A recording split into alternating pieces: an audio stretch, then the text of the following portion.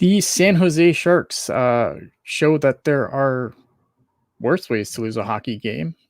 They fall to the Vancouver Canucks 3-2, and we're going to break it down right now on Teal Town After Dark.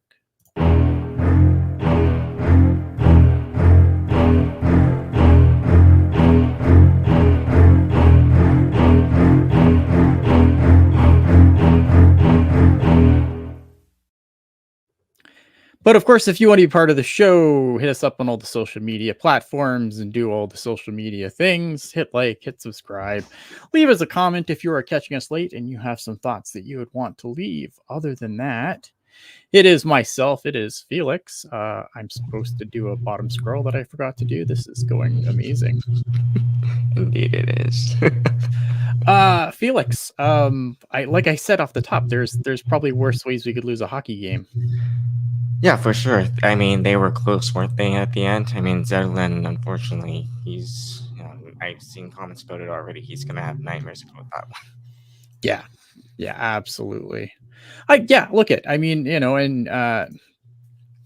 Dank Growin in the chat saying, I don't give a fuck that Sharks lost tonight. They looked solid against the Canucks. And I agree. I think the Sharks had a really good week. It's an unfortunate way to cap the week off, but I thought it was, pretty solid effort tonight. I saw some really good things. I'm glad that they finally broke up the Ruda Ferraro pair.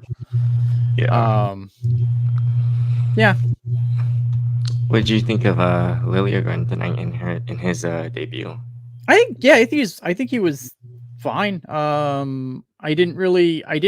I didn't notice him too much, but I think for a defenseman, that's probably what you want. Yes, because generally speaking, if I'm noticing a defenseman, it's because they're not in the right position or they've done something really dumb. And I thought it was fine. I think that the thing with Lilljegren coming in, I guess it's Lilljegren, I guess now. I don't know. They keep changing it. I guess he decided he wants to be solved. I'm gonna try and respect his way. I think they said it was Lilljegren, and I guess I'm just going with the dangle pronunciation that I hear every time. So right, yeah. I mean, that's what I've always heard as Lilljegren, but I guess that's not the way. I don't know, man. I just work here. Yeah. Ricky in the chat saying, I feel this is a very different Canucks team. Normally it's a track meet. When we play them, this was very physical. I would agree. I would agree as well. But, Vincent saying, I'm frustrated that Warsaw and the players don't know how not to get pinned in their own zone on a 5-on-5. They're not good, though. Yeah. Like, there's a talent discrepancy. Yeah. Sure. But I think they, I think we've seen a lot of good signs coming from this team. But I think on all of the goals, the thing that really upset me was that, the way that they scored basically all three goals from the same spot in the faceoff dot, and that spot was open the whole time. Yeah, that is probably an issue. Right? Like, you probably don't want to leave that part of the ice open, if you don't want to get scored on. So. Right. Yeah, I don't know. Like, it was an unfortunate thing, but I thought the Sharks played really well. Yeah. For the most part. Andrew saying I'm shocked it was this close. Me too. I thought this game, I know that they had come off some pretty good wins, but I'm like, you know what, this Canuck team, even though they're not like super hot, right. But I thought that this was a team that was gonna probably give the Sharks all they could handle, and I thought the Sharks came out and played really well. Yeah, for sure. I mean, for starters, I know they kept mentioning it on the broadcast, but at least they didn't allow another 10 goals against, No, they played really, I thought they played good tonight. Like, the thing with the Sharks too is, like, obviously we know, again, this team isn't good. We know what the goal at the end of the year is probably to be, again, unfortunately, to have a higher draft pick than to not. And I just think that, like, if you're gonna lose games, this is the way to lose them. Oh yeah, absolutely. Yeah, I completely agree. I'm just saying, like, because coming in to this game, everyone was like, "Oh no, they're gonna." I mean, I shouldn't say like everyone was expecting this team to lose 10-0 or 10-1 again, but like, it's like, what are you gonna see with this team tonight? And like you said, I thought they played well as well, and I thought They most were in it important, till the end. yeah, they showed a lot of compete, and like they fought back when they could, and like obviously towards the end that was unfortunate by Zetterland, but I mean, other than that, Yeah, no, they were into the very end. I want your take here, because Vincent in the chat here is saying the second goal was egregious from Blackwood. No reason to play the puck like that yeah, to Wallman's backhand. And I saw this on Twitter a little bit too. And yeah, because to me, I thought like, Blackwood played it to the corner, which is where the goalie should play it. The defenseman to get like, maybe yeah, it's the way he took the puck, but I put that goal on Wallman, because you're defenseman at that point. Your job is to get that out of the right, zone for and sure. not I put it mean, in front of the net. right, I mean, fair on Blackwood, but like, um, but for Walman, when I saw the replay of that goal, I'm like, I don't know that you're supposed to put the puck there, Walman. Like, No. like, Yeah, last I checked, you're supposed to, communicate with your forwards whenever you're doing passes into the slot like that, and it should have that, gone up the boards. yeah. So, and then obviously we know what happened like shortly after. Yeah, I mean, yeah, I don't know. I don't know if I put that on Blackwood. It's an interesting thing, and it's a Yeah. take I've seen a lot of. Exactly. I mean, I can sort of maybe I don't know, but like now that you mention it, maybe it's not like super on Blackwood as it obviously would be on Wallman to not make that pass into the slot. So Yeah, I don't know. I just it's a take I've seen yeah, more than I thought I would watching that play, and I don't sometimes I don't know. I don't know if it's a situation where we still like Wallman, so yeah, like we don't want to be like, we like that guy. We don't want to be mad at him. yeah. But But I don't know. I didn't think he had a particularly yeah, outstanding game tonight. I'm glad to see that the defense pairs got tweaked a little bit. Again, like, the problem is you with the defense, right? Like, I think Lilljegren coming in makes it better, but it doesn't make it good. I mean, but also Lilljegren is like one player, and like, I mean, you know what I mean? Like, he's sort of, to me, he's sort of this minor addition who, like you said, it makes it's sort of like putting a band-aid on, like, on a problem, and like, Yeah. in that being like, here's your temporary solution, and then, the whole fucking, the holes are still there. Yeah. No, I get you. Tyler saying, Ian, I totally understand what you say about Ferraro. No, I think Cunnin is in the same boat. There's effort, nobody driving the car. I mean, for sure. I could see that with Cunnin. I think Luke Cunnin, he's a grinder, right? I think the Sharks just like, the problem with Luke Cunnin is that, one, I don't think he's a particularly great hockey player. I think he's a gritty guy. I'm sure that I believe that the guys love him in the room. I think that the problem with Cunnin is that, like, the broadcast, at least last year, would just go on and on and on about Luke Cunnin, about how great he is. And you know what I mean? And Yeah, then, like, and he can't that's live up to that. yeah. But Like, at the I think same, that's the problem. to me, when you mention that, the only thing I can think of is this sport fucking over romanticizes grit in like the worst Sure, ways. 100%. Yeah. You know. Um, got a couple of comments in the chat. Let me All bring them up here quick. Vincent saying, I really liked Cardwell tonight. I don't love him on the second line, though. I think the third line could be the sweet spot. I agree. What did you think of Luke? Luke Cunnin. What did you think of? What do you think Cardwell's game tonight?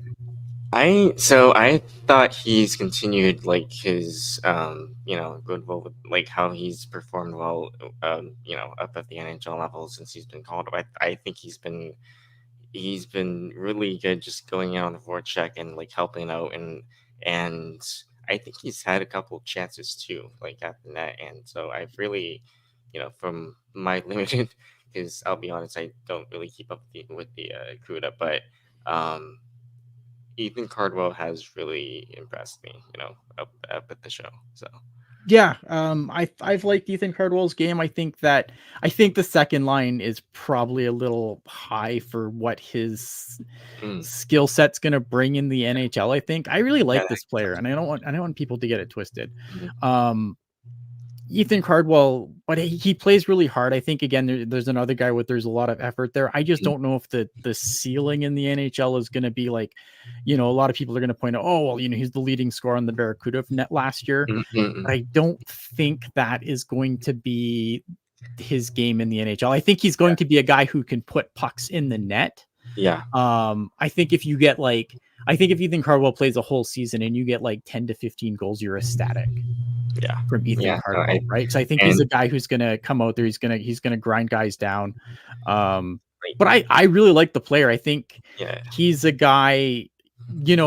He's the reason why he's up, and and Ozzy Weisblatt is I believe he's in the Tampa system now, is because of that reason. The fact that Ethan Cardwell came in and was basically doing everything that Ozzy Weisblatt, another player who I really liked a lot, had a lot of sandpaper to his game, but just the offense wasn't there in the AHL, and Ethan Cardwell had the offense plus that played a very similar game. Right. So why have I guess to your point, why have two of the same players when one you could just have the player and he's the reason Ozzy Weisblatt's no longer here. 100%. Let's get to some comments in the chat, or sorry, from the locker room here. Sturm says, we made some mental errors. We had a tough change off the PP. You don't change when they have the puck in the neutral zone. Giving up a goal in the last minute is frustrating, and that's definitely a thing. The one goal there, I think the second last goal for the Canucks, that was a big part of that, was a bad line change, and then they never, it was kind of a fire drill from there. I was like, guys, can we not make these poor ass line changes in that place? That's coaching. That's something where I think Warsofsky has to kind of to get his ducks in a row, because I think the one thing, if you look at some other games, the Sharks have had trouble with too many men penalties. Zetterlund took a penalty for barking from the bench. At some point, Warsaw has to kind of put his foot down, I think, on that stuff. No, I feel that's sort of you got to rein it in with the boys somehow. So also, he's saying, I thought we played a good game, so it's tough. We also have to stop struggling with momentum after scoring. We need to keep it simple and not get fancy looking for another one right away. I think that's fair. Yeah, for sure. That's kind of, but we're starting to get some chemistry going with the line combos. Hopefully we get Maxell back soon. Maxell, I like it. Right. We're moving in the right direction. I kind of dig that. I'm not gonna lie. I think, and I agree. I think that these things are coming together, right? I think that, when you look at and this is kind of something I kind of said when they were losing, right? When everyone's like, "Oh my God, we need to fire Warsofsky right now." It's this. It's gonna take for guys to buy into the systems and kind of get things going. Right. And you kind of at some point you gotta have a little patience, right? You gotta, especially with this, where this team is at, you kind of need to ask that. Yeah, 100%. I just see what else is going on in the chat here. Bozo saying Lily was a surprise, better than I expected, but had many turnovers. I think again, it's his first game, right? It's gonna take him time to kind of get acclimated to the system, and I think isn't he a puck moving defenseman anyway? So you're gonna he's your pretty much your prototypical two-way D man. He's gonna carry the puck. He's gonna either carry the puck or do a nice first pass. Right. I think you're coming into a new system. Right. And I think you have to remember also that Lilljegren hasn't played a ton this year so far. I think this is his second NHL game this year, because I think he only got one under Craig Berube. So like I remember Puckeye and I were talking about, and essentially he kind of just fell out of favor in the Toronto system. So here he is. So so I think it's something where I think you're going to give him time. Sleepy's giving me thoughts of Addison. I think that's I don't know, man. Like again, it's one game. I'm not gonna read too much into one Let's game. give it like maybe 10 games. See like where he's at. So yeah, I absolutely. Yeah, I did see this faulty sign up saying Hurdle reached 500 points for those still following him. Congratulations to Tomas Hurdle for 500 NHL points. That is obviously a nice milestone for him. I wish he was on a better team. Yeah, I don't know. I mean, yeah, it was a good game. Like again, I think that there was a lot of things that we saw tonight that were good. I think we've seen a lot of good things from the Sharks all week. And if you want to hear more about what the Sharks did this week, Pucknologists will be tomorrow at 7. Me and AJ are going to break that all down. So cheap shameless plug there. That should be fun. I think I'm looking forward to it. I'm looking forward to actually talking about Sharks wins. So right. Yeah, see, and I agree with Tyler, who's like, I'm a Leafs enjoyer, and I've watched Lily. I've just watched Lily because, like, again, they're games that are on locally here. I think he's a better player than Kalen Addison too. Yeah, I think like from what I saw, what I remember seeing of Addison, like, yeah, I think Lilljegren, with time, he's going to, like you said, be a better player than Addison from the blue line. And honestly, I think he's going to help out the Sharks offense a bit. So I agree. Wallman from the locker room. Wallman, we have to be held accountable for our mistakes. And I say that for me personally, I can do better. There are times in games where we need to step up. I don't think Wallman had a particularly great game. So I'm glad to see that he. I was going to say, like, you'd love to see that self accountability there. Yeah, 100%. Tonight just wasn't good enough. Tonight just wasn't good enough tonight. It was a hard hit. I have to protect myself better. It's a rough sport, and I'll be all right. Oh, probably on the hit that he took earlier. Yeah, I was wondering. I was going to ask you what you thought about that. I thought it was fine. I thought it's hockey. It's a contact sport. Yeah. Wallman also says we battled back. We gave it away. I could have stopped that play, and that's on me.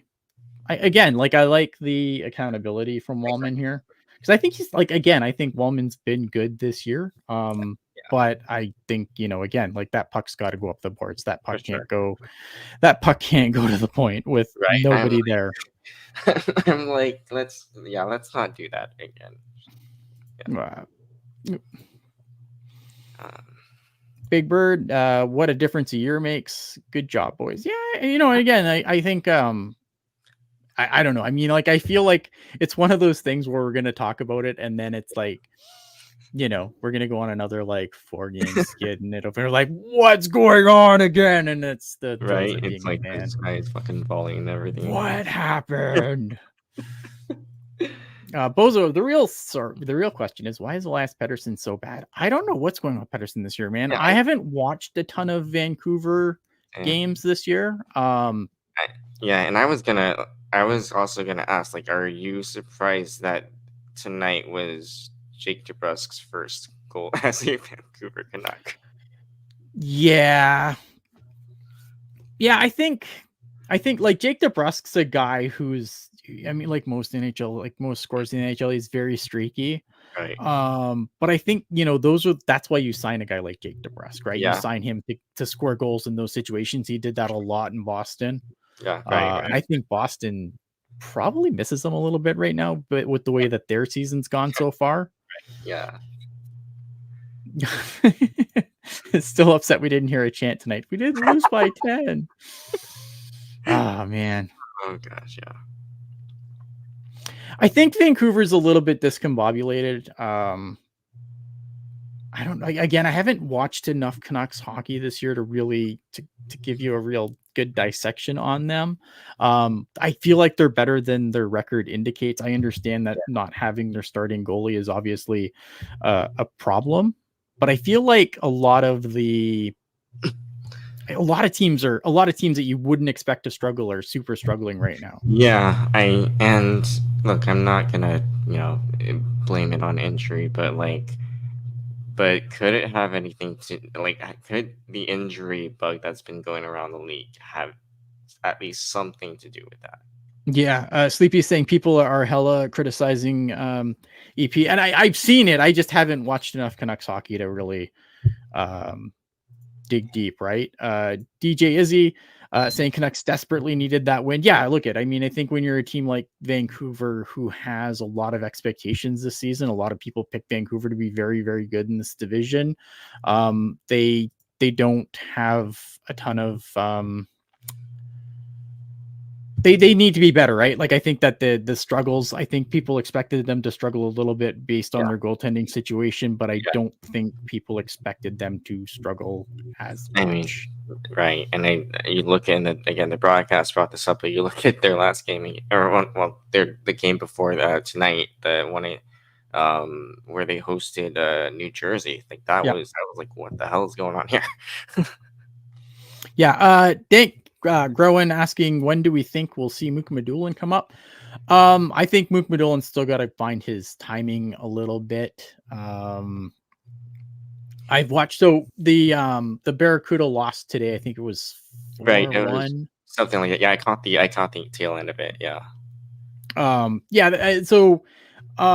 not that I would say that loss is on Mukhamadullin by any stretch of the imagination, but from what I've seen from Mukhamadullin so far, I think his timing's off a little bit still. I think he needs to get himself up to game speed a little bit more. I'm not saying he's been terrible, but I feel like his game is very AHL right now, and he obviously needs to elevate it to a point where you want to bring him back up to the NHL. And I think that if you look at the situation for the Barracuda today, this is an Iowa team that they kind of embarrassed twice on home. In San Jose. I think Jesper Wallstedt allowed like 12 goals or something crazy in the 2 games where he played. I think Jesper Wallstedt's the best goalie not playing in the NHL right now. So I think that they being home, like they were going to come out and try and rectify that situation. And I think the Barracuda started slow and they got behind early and they couldn't catch back up. I don't think Askarov had an amazing game, but I don't think he had a bad game. It didn't from the score sheet that I could see from on the Barracuda Barracuda website. I was like, this doesn't seem like Askarov had the worst game. But no, he didn't. I didn't like the first goal because but it was a situation where Jake Furlong would normally make that pass 9 out of 10 times, and it was the one time where he kind of flubs on the puck and and they're down in the first minute of the game and they never, and Tyler, and I agree with what Tyler's saying here. He's like, the Cuda were caught not taking the Wild seriously, and I 100% agree with that. I think that they came out and they thought, well, we beat these guys handedly 2 times in a row. We didn't play. And they do play it back to back, right? They play tonight and then they'll play tomorrow afternoon. Yeah. Right. I think the game starts at it's like 4 p.m. Yes. So 4 p.m. Is it 4? I don't know. I feel like it's 1, but I don't know what time zone that 1 o'clock is. I can double check real quick. It might be 1 Pacific for my time. Okay. Oh yeah. So okay. Yeah. Yeah. So 1 Pacific for my time. Okay. Yeah, it's 1. Well, it just says 1 p.m. So I'm just gonna assume that's. Yeah, I have no idea, but 1 p.m. That's what it says. Okay, so it's probably So I think it's 1 p.m. Pacific. Okay. Anyway, more from the locker room. Warsofsky. We have to learn how to win and play in certain situations. We have to understand what is going on.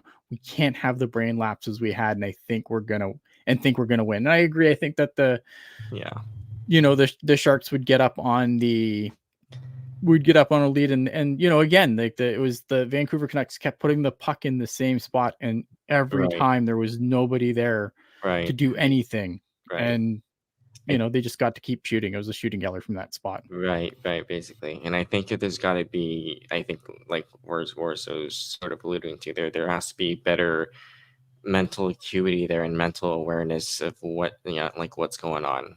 So I think, Warsofsky continues on both goals. Wallman had awful changes. In under a minute, we have vets that didn't know what was going on, and we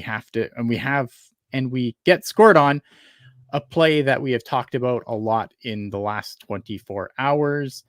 He also continues that the PP wasn't good. Focus level has to go up, and we have to learn from it. Didn't like what I saw from the D pairs in the first.